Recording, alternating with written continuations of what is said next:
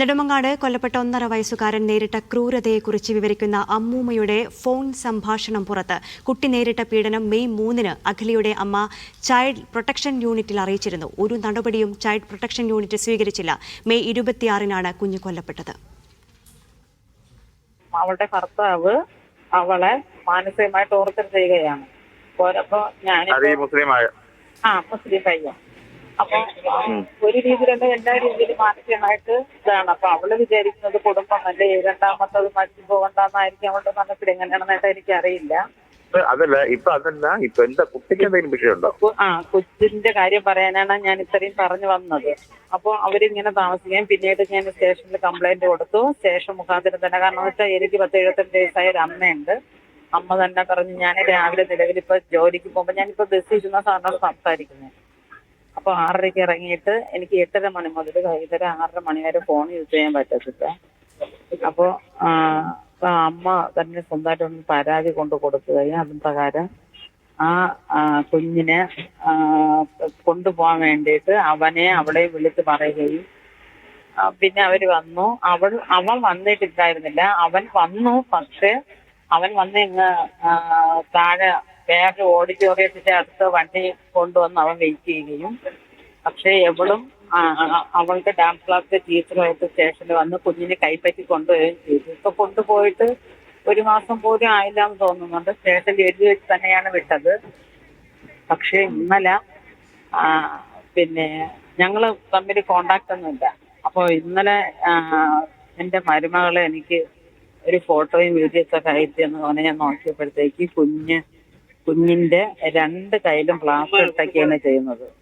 അപ്പോ അതില് അവള് തന്നെ വോയിസ് അയച്ചേക്കുന്നുണ്ട്. കുഞ്ഞ് വീണു എന്ന് പറഞ്ഞിട്ടാണ്. അതായത് കൊച്ചിന് കളിപ്പെട്ട ഒരു വണ്ടിയുണ്ട്. ആ വണ്ടിയിൽ ഇങ്ങനെ പോയപ്പോഴത്തേക്ക് സിറ്റ് ഔട്ട് ഇത്തിരി പൊക്കമുള്ളതായിരുന്നു. അവിടെ നിന്ന് 3 കാരണം മറിഞ്ഞു. നിങ്ങളുടെ സ്വന്തം മകളല്ലേടോ? മരുമകളാണോ?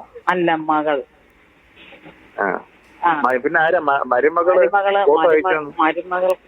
അവളുടെ ഒരു കൂട്ട്.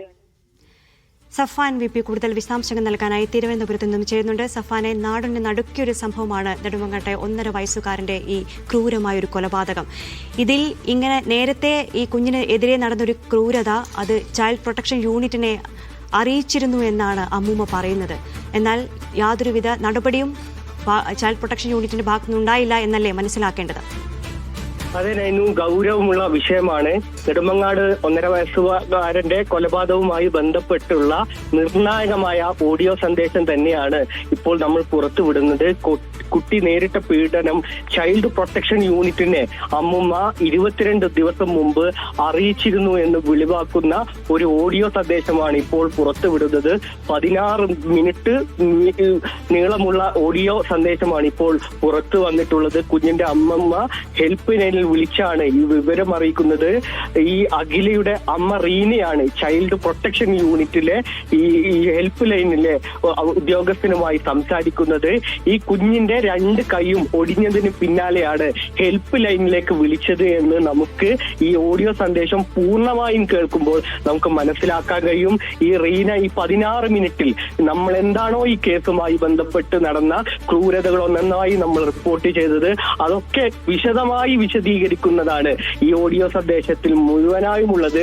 അത്തരത്തിൽ മെയ് 3-നാണ് ഹെൽപ്പ് ലൈനിലേക്ക് റീന വിളിച്ചതെന്നാണ് നമുക്ക് മനസ്സിലാക്കാൻ കഴിയുന്നത്.